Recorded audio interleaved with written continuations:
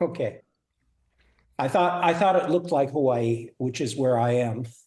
No, So right. Now, where are you, Tom?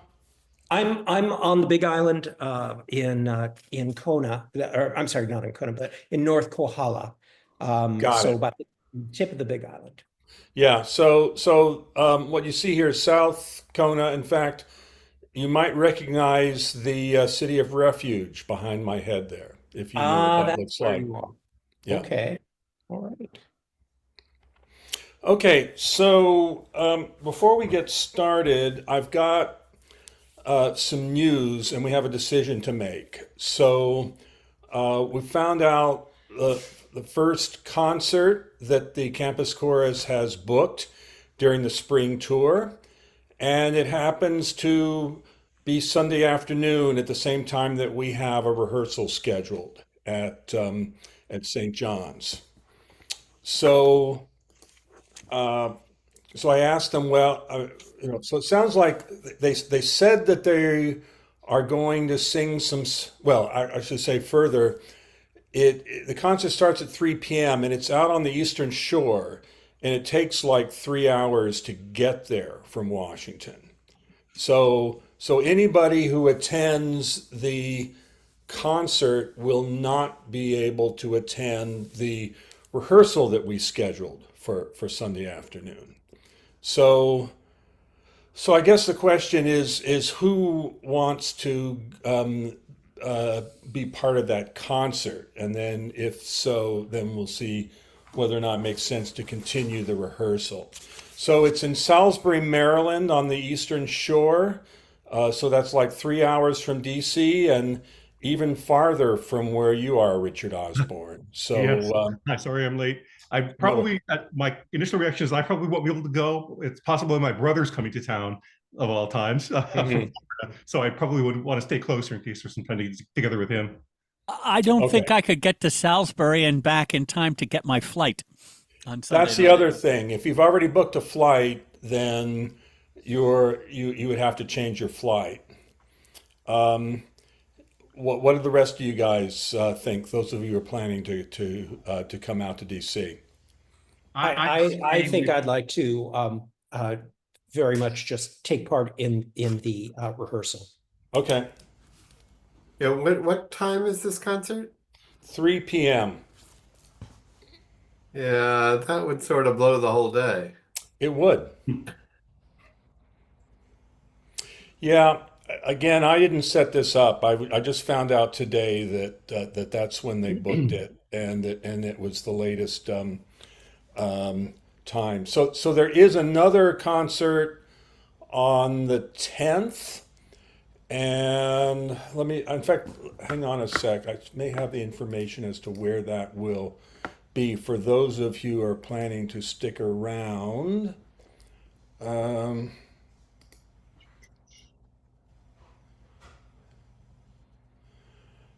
oh, I'm not. All right, I'll have to. I'll send the information later for those who have it. It sounds like it's going to be at some Russian cultural center, and they're going to be wanting more to sing more Russian music there and less tour music. All right. All right. So, So, personally, I would intend to stay in DC on the 9th, and I will plan to be there on the 10th. And I assume that a lot of the repertoire will be repertoire that we know. So, yeah, if right. I think they've learned a couple of new Russian folk pieces. One of them I happen to have the music for, so I could share that. Beyond that, I don't know much. But all right. Well, from what I'm hearing is that we should go ahead and schedule, proceed as scheduled with the rehearsal on the 9th, and then those who want to can join the chorus on the 10th. Make sense? Okay. Definitely does. I think our getting the rehearsal in is a top priority. We really need the rehearsal time, and you know, they, yeah, it is what it is. unfortunately, they also need the rehearsal time. So it is unfortunate. Yeah, yeah. Well, it is what it is. They found a paying gig, and so they took it, and I can't blame them for that. On the plus side, they've got 7 people who are committed to being part of our tour, and they may be joining us for rehearsals, these weekly rehearsals at some point. So Fantastic. yeah. Okay, so for today, Steve could not join us. There were a couple of pieces we wanted to go over. I'll tell you what. Let me quickly go through the changes to Yerevan Bagamarel. It's pretty simple. Let me pull up the chart and we can take a look at it. It it mainly affects the first tenors. It affects the second tenors only in one bar, and it doesn't affect anyone else. So we can get that out of the way pretty quickly. So Fiona just joined us. So news, the campus chorus scheduled a concert on Sunday, March 9th, but it conflicts with our rehearsal. And it is 3 hours outside of DC. So we just had a discussion here, and we decided amongst ourselves that it makes most sense for us to stay the course and do our Sunday rehearsal, both because of the travel, the fact that people have already booked flights, and there will be a concert also on the 10th. So if you want to stick around through the 10th, then you might be able to take part in that. What time on the 10th? Like Um, a late night concert or is it an afternoon? I'll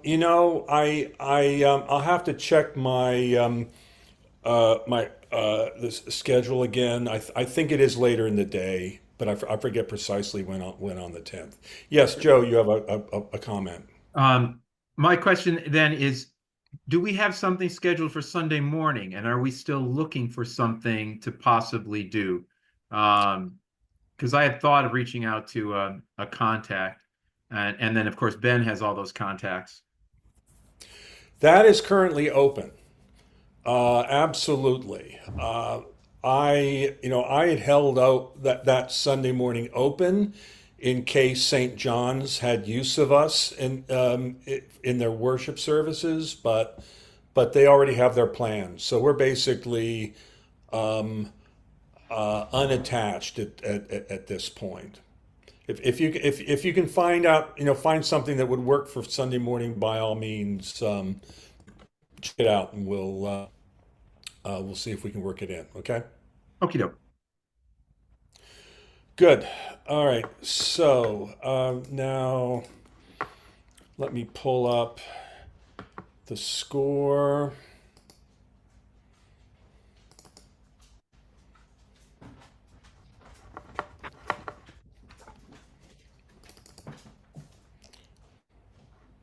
So you may recall Steve Lipset originally transcribed this, and but we found another version of the same song for voice and piano that had a different melody, and so he can't remember, how the discrepancy arose.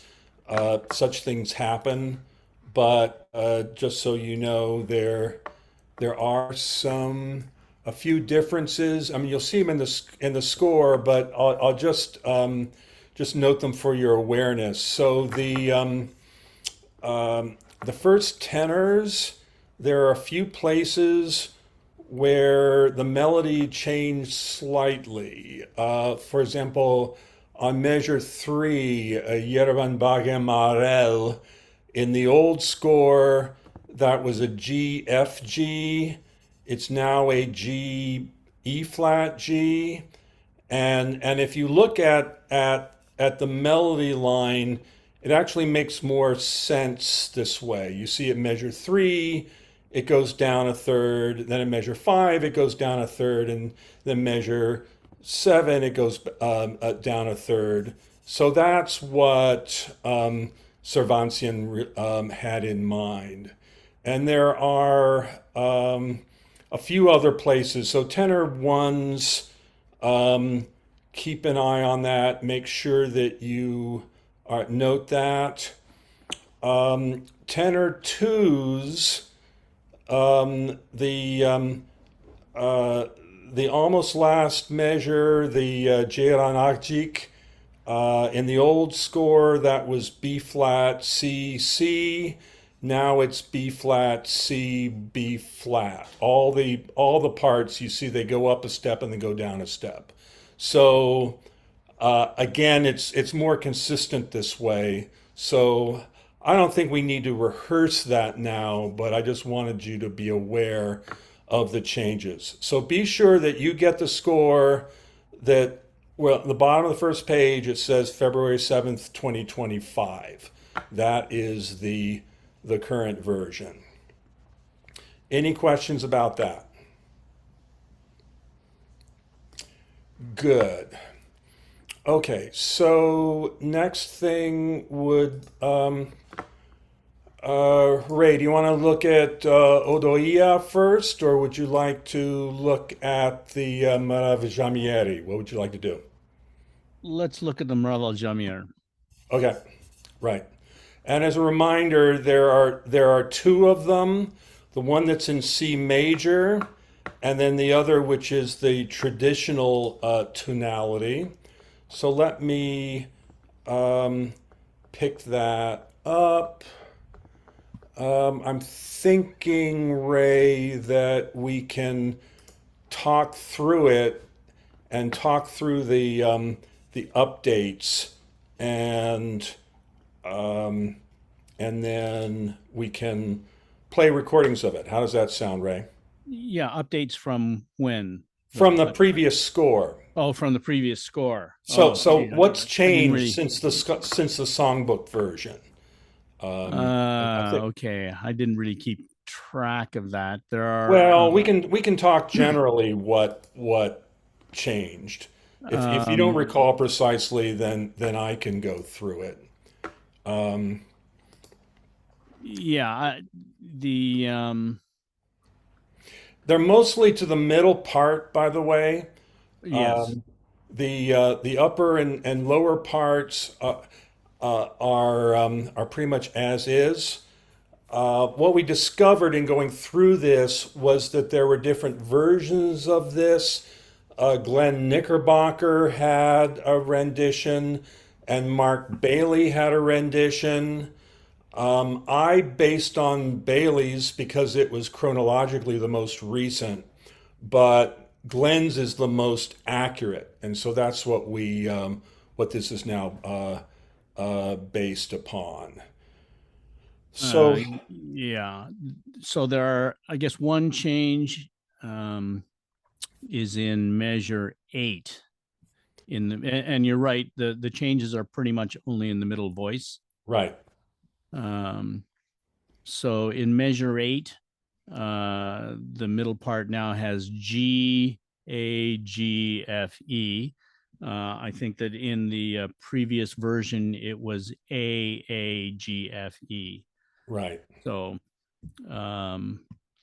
then And there was another change a couple bars later, again to the middle part. It was A, and now it's G sharp A. oh yes, that's right. That's right. So that's Right. So there are a few things like that, and then the other thing is that we made sure that the second time, remember, the second time through is the same as the first time through, except with a different starting note. So we just made sure that the two verses are in agreement, and they now are. okay. So there is one more change Yep. in measure 14. Also, again, in the middle voice, Right. the downbeat of 14 should be the same note as the last two beats of 13. Right. So in The- new version, that's a C flat. I think it might have been a D before, but in any rate, it's holding the same C flat from the previous measure. Yeah. Whereas, yeah, I don't need to talk about what the other version had. That's right. Ray, are there any surprises for us Avarians? Well, yeah. So your chart, some of the things are scribed differently. For example, let me just see. I think 12, 13, 14, 15, 16 in measure 17. Is it 17? Yeah. Mhm. Yeah, I think it's 17. Um, uh, no, wait a minute. Well, I'll just mention a couple things from previous versions. So some of the charts I've seen are without key signatures. So they're like sharps and flats all over the place. And I thought it was simpler just to change the key signature and then you tune with the new chord when you get to that new chord. Yeah, and actually, Glenn, I can say that I don't think there are any changes in the bass part, and I actually sent a separate email to Matthew, uh, just warning him of some of the changes. And it's not that the notes are really different, but for example, there might be a place where the Avaria chart says something is a G flat with a down arrow.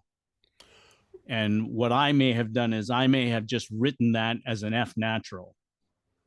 And it should be an F natural with a little bit of an up arrow. But in my view, it's, just there are a few places that are like that. But again, I think it's really only Matthew who's going to have to, change the way he does it. So the background on this, guys, is that this is not Western tuning. So some of the notes are a little bit sharper or flatter than you're used to. And some of the charts, including one of the Avaria charts that I saw, there were arrows all over the place indicating notes should go up and down, and that would have cluttered up the score here, and we would have in fact I'd have to break the tenors up into separate staves.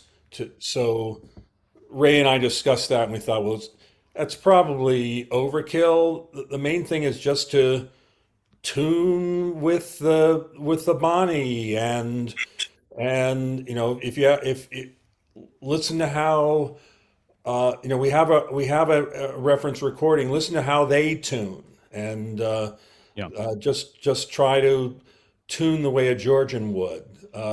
You agree, Ray? Yeah, no, easier said than done. But what I would say is, what I would say is, yeah, listen to the recording of Georgians singing this, and with very few exceptions, we're going to sing it the way they do it. And so, what I would do is, have the score in front of you, and follow the score, listening to them. And there will be some places where you'll think, wait a minute, that's not what's on the page, and that would be correct, because they're singing something that is sort of not really scribable on a Western staff. So, but I think that it's the kind of thing where if you just listen to it over and over again, you'll grok it. It'll just kind of get in there. You'll know when it feels right. I know that's not very maybe that's not very instructive, really, but that's really the way, the best way to learn it. I mean, we can't go to Georgia and have somebody sit down and sing it over and over in our head, in our ear. but we can listen to these recordings of Georgians, and it really, it will get into your head. If you listen to it a dozen times, you'll start to get it. And again, the notes are really not that difficult. So you can use the MP3s that are just playing what's on the chart, just so you know kind of where to change notes, but don't use that to tune. Please, please, please, just sing along with the recording of the Georgians, and you'll get the feel for it. Trust One me. thing we should also bring up, Ray, is like at measure 5, there was a pile of consonants, and now there's an even bigger pile of consonants. So how should they approach that? Yeah. So the V in Georgian is it's quite variable. I mean, sometimes it really sounds like a V, but very often it sounds like a W.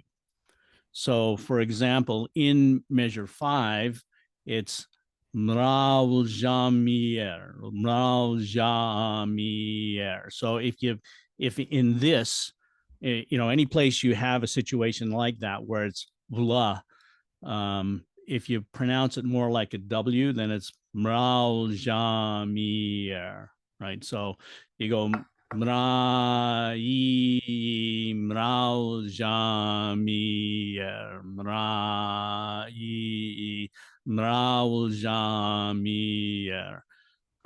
And you can pretty much use a pretty soft V. So then the next measure would be Mrayaval. I mean, I would start to say a little bit like a V there, but it's, it can be pretty soft. Just think of it more as a W, and you won't sound too far off what the Georgians do. Tell you what, Ray, let's play a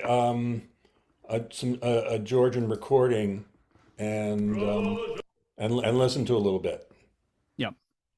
So I'm gonna play this now. Hopefully, you all will be able to hear it.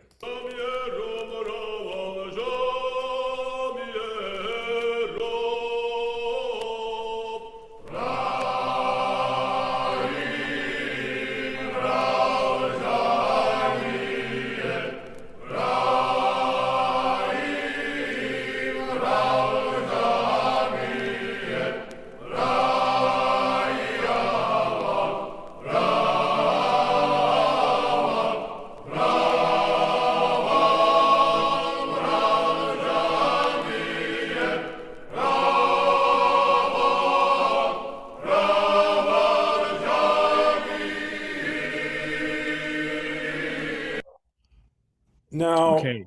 I heard a chord change there, Ray. I mean, we don't have Yes. to do it, but Yeah. yeah. No, that's right, and that was in the previous score. Yeah, But I've never heard anybody else do that. right. Okay. So I think that was I don't think that's a critical part. I think it can be, it can just be straight across. That's fine.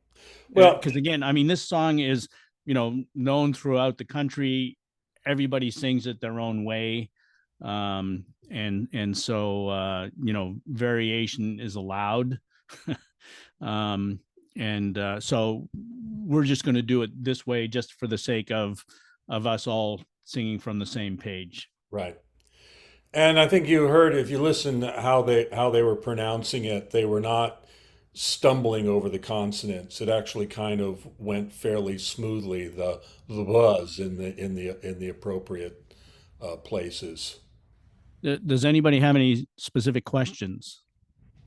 We can play the individual parts if anyone has any question about any part. The solos, just a word about the solos. I mean, again, this has been scribed in these eighth notes. If you listen to different recordings, it's pretty free. The soloist can kind of do, they can go mraval jamiero, or then go mraval jamier. there's a lot of freedom there. And by the way, this is anybody can do this solo, right? So it's a middle voice solo. So I'm sure that almost all the Bonnies could sing this if they want to, and certainly the middle and the tops could. So this is up for grabs. Yeah, adding on that, so at measure 21, we have it written that you go up a third, but you don't have to do that. You could go up a step, or just go whatever pitch feels good to you. Everyone will follow your lead. Yeah, I mean, in fact, this recording, the soloist only goes up a step.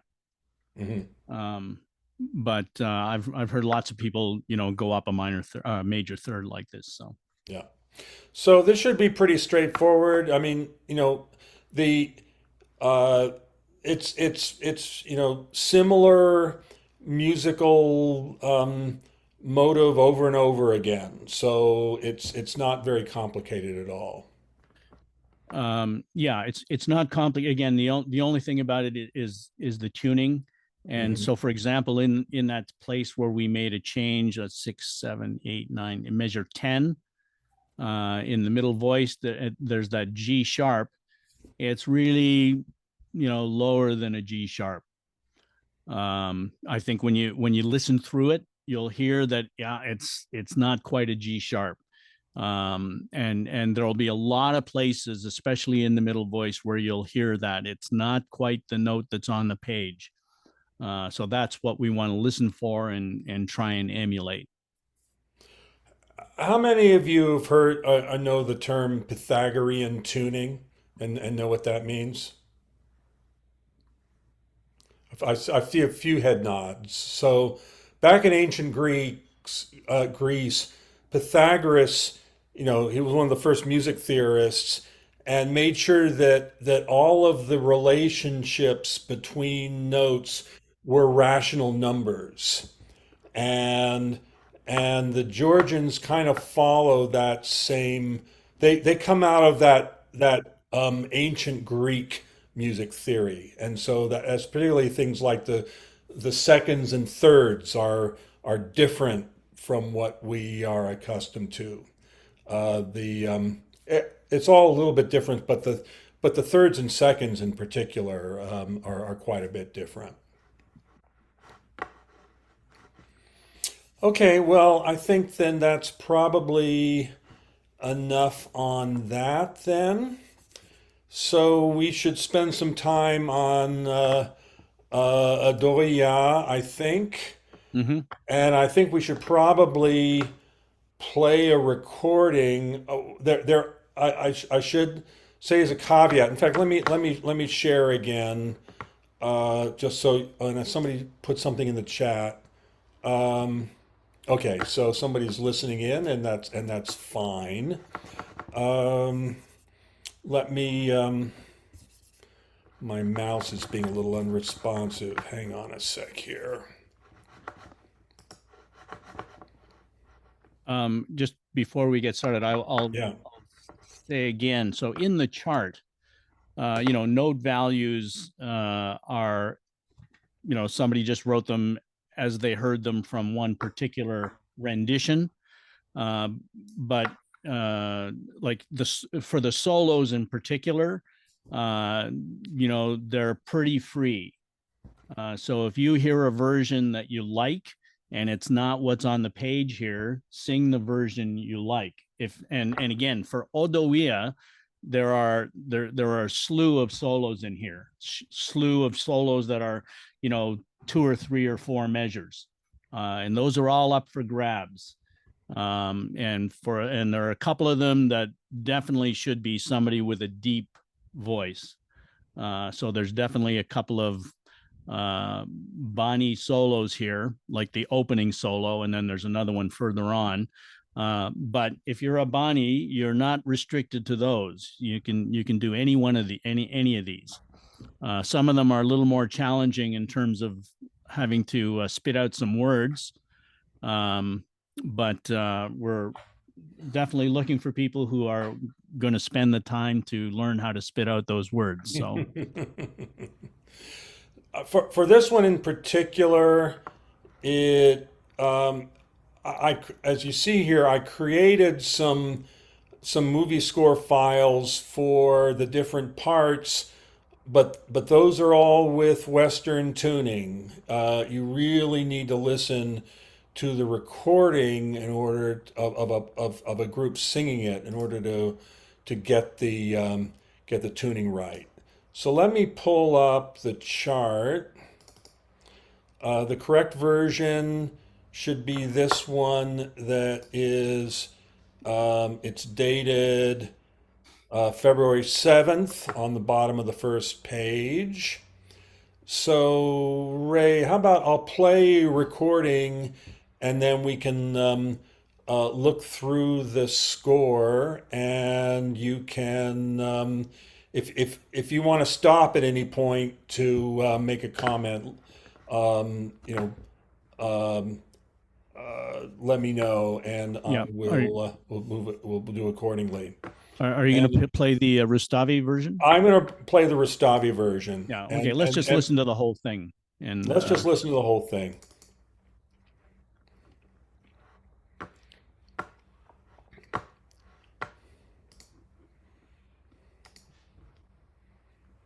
This is the simplest way to silence snoring at home. I think I'm going to get nose strips. My wife says I need one to stop snoring.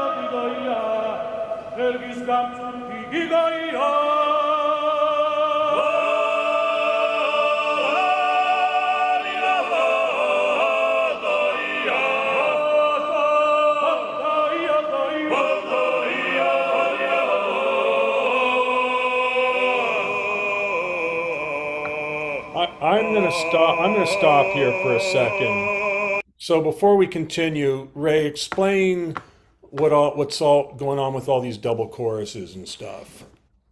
Well, so far we haven't had double chorus. You mean what's about well, starting at measure 32, we see a split. There's now an upper bani and a lower bani. Oh yeah, okay. So this is what you see. The stems down is the soloist. At this point. I see. Okay, yeah. And then all the bani come in at 35, I guess, where it says tutti. So yep. that's all the bani come in. So he goes oh, and then all the banebi join when he hits that note. So you just kind of catch him at that point. Okay. And then this is one of those solo bits that has the most words. And then I should just note, actually, in 37, 38, 39, 40, 41, 42, so just at letter E, just before letter E, that hey, ida, actually, we should have scribed that a hey half note, and then E is a quarter note, da is a quarter note. I caught that sort of okay. late. Those of you who are noting typos, please email them to us. Don't put them in the chat and expect us to respond in real time to them. We appreciate it, but we got our hands full right now. I think while we're stopped here, notice there's a couple of schwas. How would you pronounce those words? Measure 39 through 41, Ray. Yeah, so it's Chachkua Sudo Bargua Soho. Chachkua Sudo Bargua Soho. Yeah. Okay. But of course it's way faster than that. But right. It's okay. So we'll resume and then and we'll pick up the recording in a minute. But I just want to make sure everyone's following the roadmap here as we go. So then at measure F, rehearsal F, now we split into choruses. So, right? So what's going on here? So, chorus 1 will start at F and ends just before G. Actually, should be moved over a little bit. 52, 53. So 54 is where choro 2 starts. Right. So that should be over a measure. Okay. And the rehearsal G should also be over at 54. Okay. So then each chorus 1 sings, then chorus 2 sings, and then from H on, there are repeated sections, and so chorus 1 sings it, chorus 2 sings the same thing. That only repeats one time. Then I again repeats, and in I though, the chorus 2 does a ritardando where it's marked there. Again, you'll hear it. How do you want people to sing the notes that have whiskers on them, like at measure 60? At 60? Yeah, so like ho. Yeah. I'm sorry, ho, ho, ho, ho, ho. So it's yeah. So that ho ho ho ho ho de li wo di la wo do I o ho ho ho ho ho de li wo di la wo. So okay. All right, let's resume the recording then and then see how that all plays out. So we were stopped at before letter D. We'll continue from that point forward.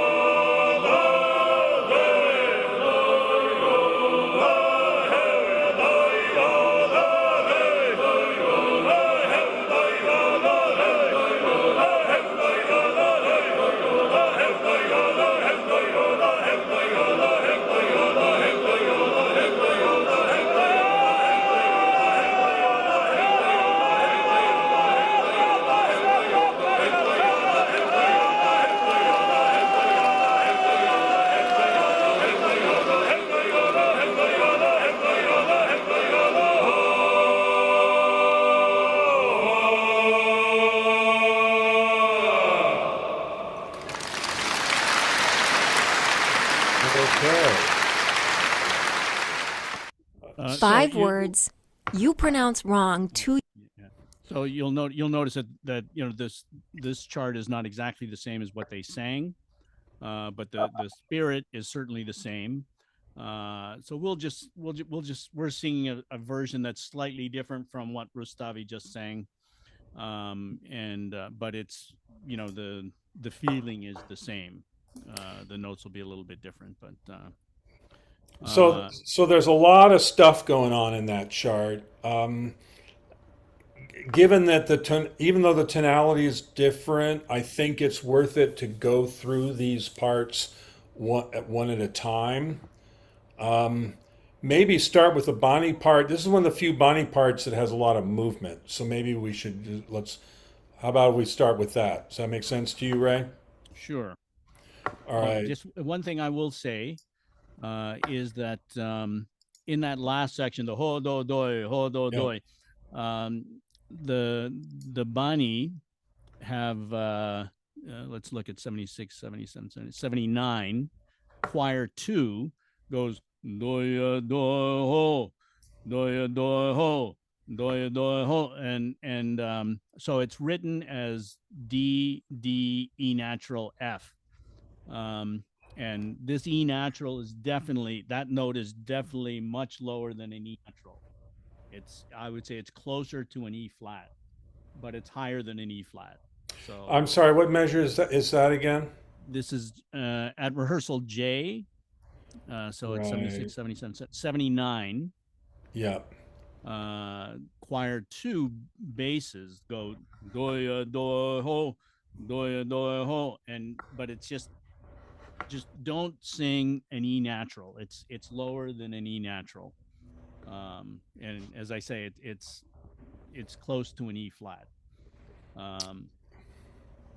Okay. But it's again, there are a lot of notes where you could write it as an E flat and say it's high, or you could write it as an E natural and say it's lower. It's definitely in between. Okay, so listen closely to the original recording. Okay, so now let's all right, well, let's take it now from the beginning, play through some of this.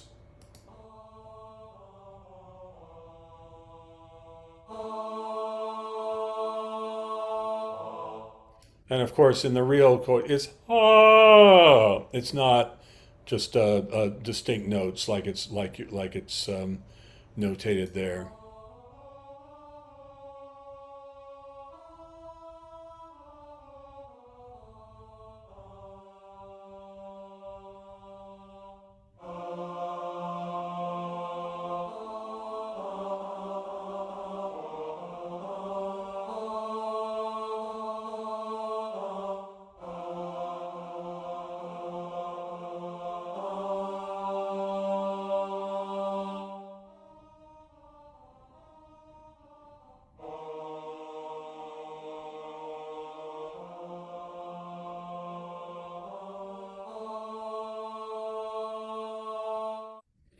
And now next section.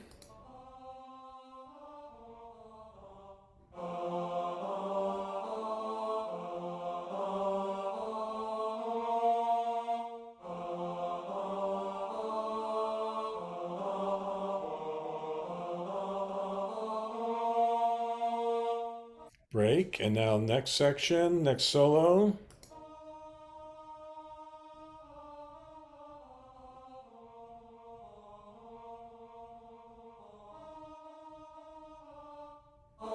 Can we stop there? Yep. So that's the last note of that solo should be much lower than that D natural that's written. So it's again, the way I hear it, it's almost a D flat. And again, I think when you listen to the Georgians sing it, you'll hear that it's definitely much wider than a half tone. From the E flat to the D natural, it's that D natural it's definitely lower than a D natural. Go ahead. Okay, so and now we have a bit of a key change there. I guess we're just going to tune off the Bonnie there, whatever they say is an A natural at that point, right? Well, really, actually, everybody is tuning to that last note of the soloist. Oh, right, of course, So, yes. yeah. Louis, what do the pair of slanted lines mean there? That's a chisura. That's a break. Okay, I so we see. Okay. all take a break, take a breath, and then you also see the next section has a different pulse to it. So the the solos are marked, with a metronome mark. I'm guessing, Ray, that the solos are pretty free to sing that the way they want to sing it. Yeah, But absolutely. but then Absolutely. once we're a tutti, then it's got to be lined up and moving along. Right. And you'll hear Lewis also put a different version, a different group of Georgians singing pretty much this same song. And you'll see that their soloists, do something different. Yeah, So it's that's what soloists do. Yeah. Exactly. Yeah. Okay, so let's continue.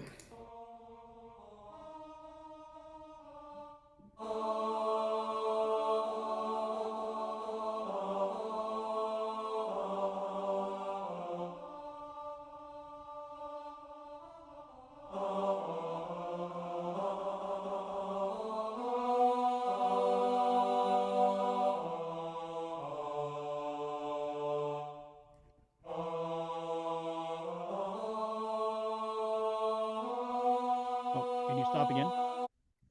So that solo, again, this was scribed from somebody who did it this way, but if you listen to the two versions that we have recordings for, the bass here goes oh, oh, oh. He puts in another passing note there. So again, that's totally kosher. And then he sings just sort of straight quarter notes going up. He doesn't do that little syncopated thing. So there's a lot of freedom in these solo bits. Okay. All right. So now we got a section that moves faster.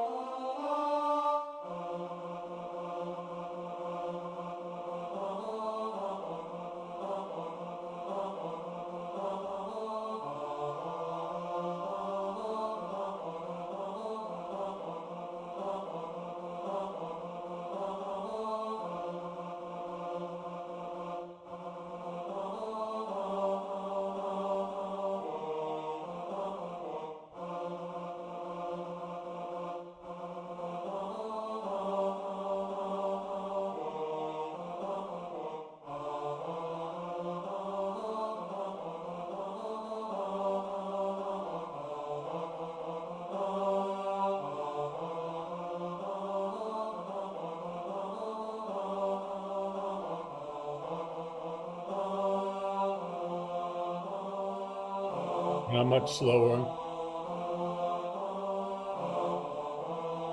Now accelerating.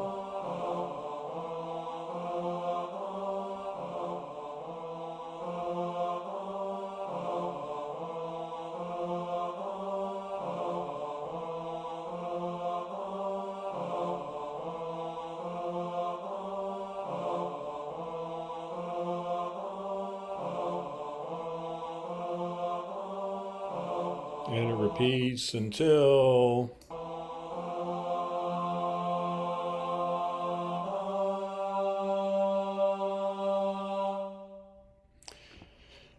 yeah, I think even though the tuning is different, I think you'll find these part recordings will be useful. Just sort of get the feel of it, so that it's you've internalized it, and then you can work on tuning with the other parts. Yeah, I agree with that. Should we look at the first tenor part for contrast and see how that goes, or Sure. middle part? Which do you think? Which would you recommend? I would say let's look at the middle part. Okay, let's do that.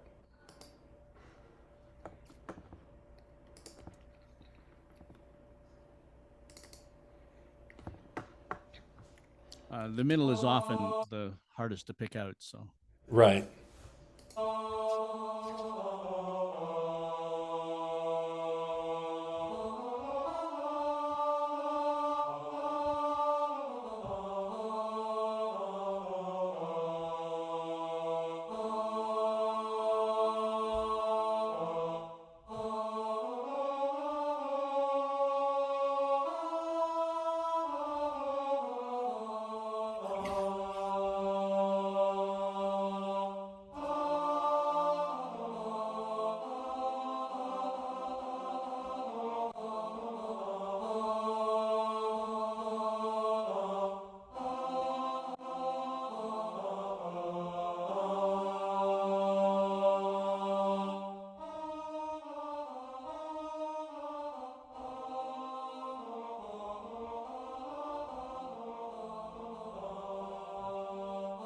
oh, can you stop there? Mm-hmm.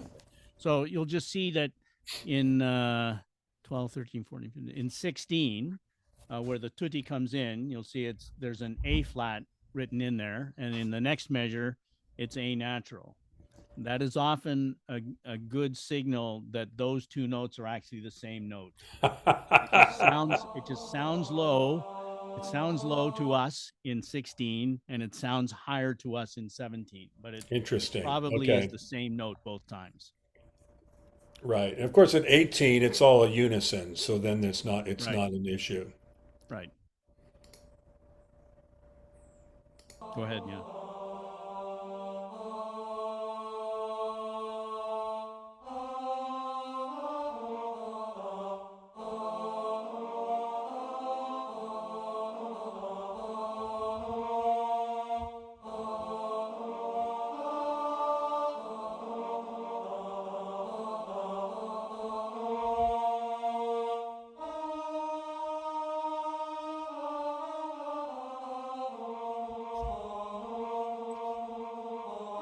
John Bird, you hear the breaks at the double bars, right?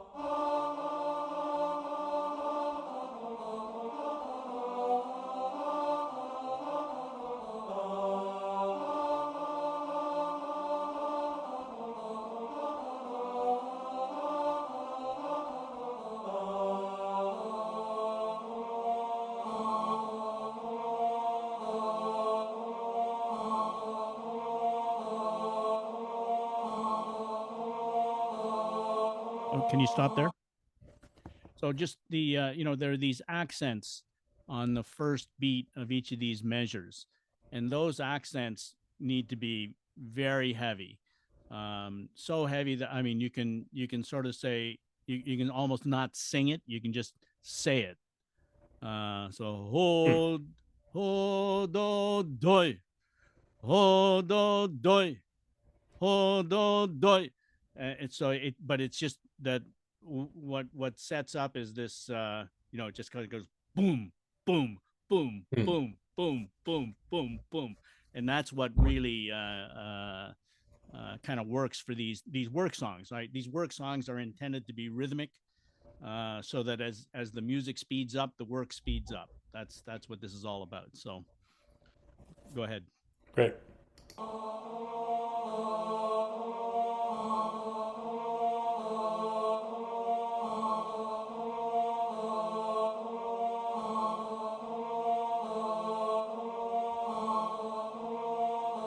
Etc. Yeah. So and it'll speed up much more than that, right? So Right. it'll be ho do do ho do do ho do do ho do do. You know,